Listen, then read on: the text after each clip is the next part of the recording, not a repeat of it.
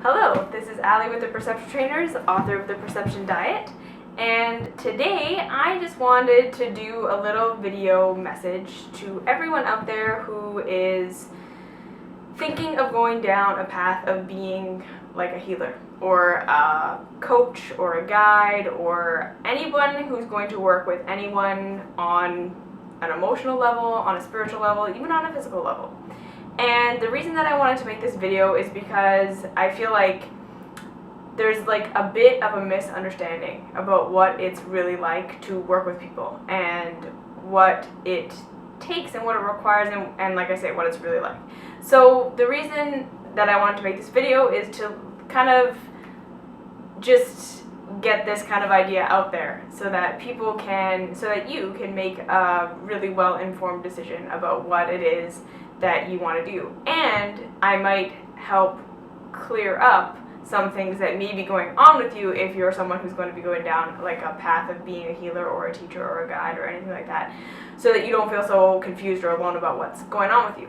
So the thing about being a healer or someone who's going to be like a teacher or a guide or someone, like I say, working with people, is that the thing that makes someone a really, really great healer, or the thing that makes someone a really, really great coach, or the thing that makes someone a really, really great guide or teacher in any way, is that they have personally been through their own storms, that they've really faced their own darkness and their own fears, and they've come face to face, like I say, with like their greatest stuff and their greatest fears, and they've learned how to be okay with it. And even greater than that, they've learned to see it for what it truly is, which is our struggles and our fears and our negative emotions and our negative experiences and everything that we go through. That's also trial and tribulation, that when we are able to not dissociate or not check out or not ignore it or deny it, and we're able to go into it and really see ourselves through a healing process, you come out the other side not afraid of that stuff anymore. You're not afraid of negative emotions. You're not afraid of the storms. You're not afraid of the scary things that you may hear from people, or the scary things that that people feel inside themselves. And when you are in a place where you are no longer afraid of your own darkness, and you are no longer afraid of your own trials and tribulations and things that happen in your life, and you're no longer afraid of your own emotions, you are going to be one of the most profound healers and teachers that could be on this planet. Because really, at the end of the day, what a spiritual teacher is doing, what a healer is doing, what anyone who offers any kind of support or guidance to anyone who's going through anything is really doing, is they're creating a container for that person to face their stuff and to face their darkness and to face their whatever it is that they need to face, to come out the other side feeling better, right? And understanding what it is that they went through, and understanding what it is that pain and that suffering was for. And really the only way that you can create the container and create that safe space for people to explore their darkness and their fears and their pain and their suffering and everything that they're going through, is for you to not be afraid of it. And so if you are someone who wants to be a healer and really wants to be a coach or be a teacher or be someone who works with other people, but you are afraid to face your own stuff, the universe is going to continually block you from expanding in that career. Because the thing is that it will cause you a lot of pain to try and be a healer and to try and be a teacher and to try and be a coach when you are still afraid of darkness and shadow and all of these things. Because the thing is that you're going to constantly be shown these things in yourself and in your clients that are going to scare you, or they're going to freak you out, and you're going to feel really uncomfortable, and you may even go so far as to feel responsible for their healing, and like it's your job to give them the right answer, or to like rescue them from their suffering. And the longer you have that kind of attitude, it's really hard on you, and it's really hard on your client. But when you can come there and you can sit and you can say, I am not afraid of your darkness. I am not afraid of your stuff, because I've been through it and I've seen my darkness and I've seen my shadow and I see what it looks like on the other side.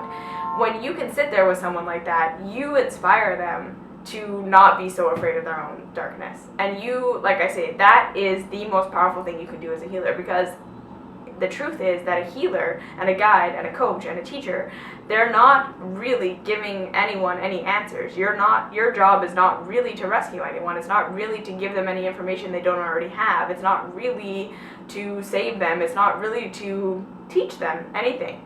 The point is that the most profound lesson that you can offer is to give someone the space to face their own stuff so they can have their own realizations and they can understand for themselves what they need to do and what their life is about and what their life purpose is. It's not really your job to know any of that stuff.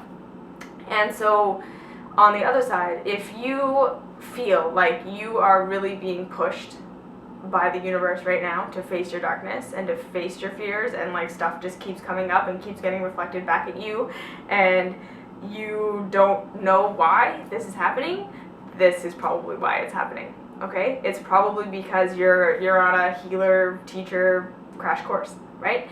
And when the universe is kind of, like I say, like almost cornering you into facing your stuff, into facing your fears, into facing your darkness, into facing all your pain and the things that you have run away from all of your life, it's giving you an opportunity to heal and to be free.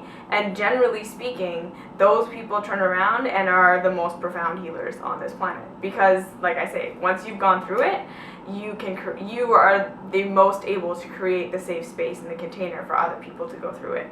And so if you're feeling like that, if you're really feeling like it wasn't your choice, like you didn't choose to go on a healing path, you weren't trying to dig up your own stuff, it just keeps getting dug up and all that stuff, it's not because the universe is out to get you. It's not because you are being punished. It's not because you did something wrong. It's not because you're bad. It's because, like I say, part of it is because on the other side you will be free.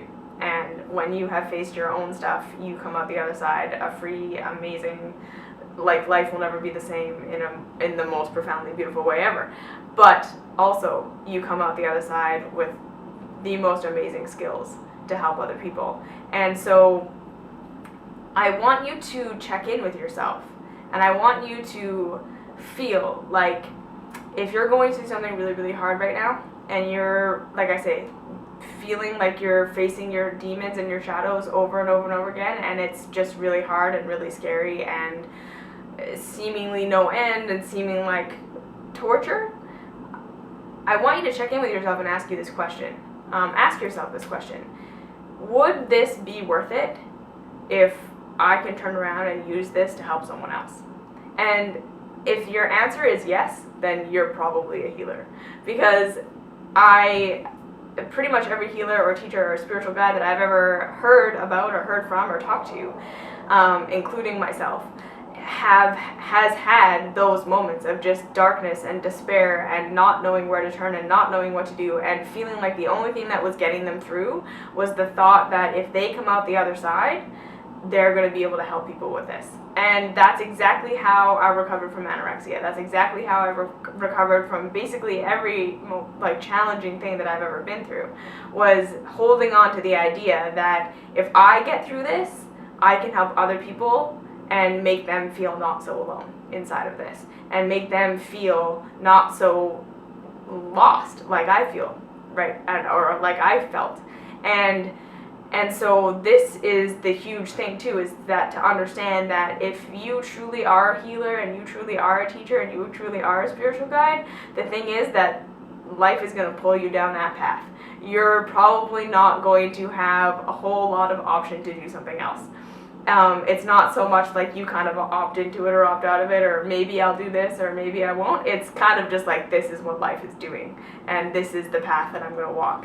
And you can resist it, and you can try and not do it, and you can, like I say, run away from your stuff and try and be a normal person. But usually that doesn't work. I'm just speaking from personal experience and from what I've seen is that generally, if you're a healer or a teacher or a guide, and that's truly your path, it just happens to you.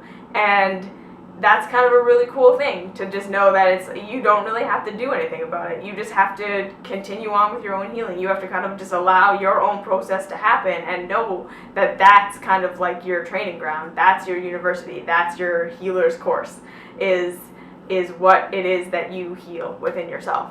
And then when you come out the other side, you, like I say, will have everything that you need to help other people. And most of what that is going to be is just a safe space because you're not afraid of their stuff. You're not afraid of their demons. You're not afraid to face their stuff. And you give them the permission slip to face their stuff. And that's profound. That's amazing. And so that's my message to healers, is that if you want to be a healer, you're going to have to face your own stuff. And if you're being forced to face your own stuff, it's probably because you're going to be a healer. And what a healer actually does is simply create the space for people to face their own stuff and have their own revelations. It's not really about you teaching them anything they don't know or giving them information. And like I say, you will probably tell them lots of cool things or esoteric things or give them information they weren't previously aware of. But the biggest thing that you're going to do is that you're going to create a container for them to face their scary stuff and help them walk through to the other side and see that it's all light and that everything about them is amazing and nothing needs to be exercised or removed, that everything just needs to be loved because you loved yourself. And so that really is tying in, at the end of the day, why I believe self-love is such a huge thing, because that's what self-love does. It literally heals everything that needs to be healed within you, and then you become the kind of person that can create the space for everyone else to heal. So that's my message on self-love, on healers, on if you're struggling right now and you don't understand why you're going through what you're going through or why all your stuff is being dragged to the surface or anything like that. Hopefully this has given you some peace, and hopefully this has encouraged you that if you are kind of waffling on the, do I really want to go down this path? Do I really want to look at my darkness? Do I really want to face my stuff? Hopefully it encourages you to say that, like, yeah, if I go down this path, this means I can help other people. And that's really worth it. That's pretty profound and awesome. So if you have any questions, comments, concerns, please leave them down below. I'd love to hear from you.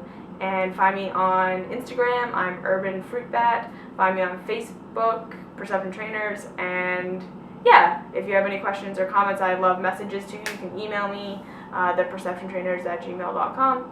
And I'll see you in the next video. Thanks.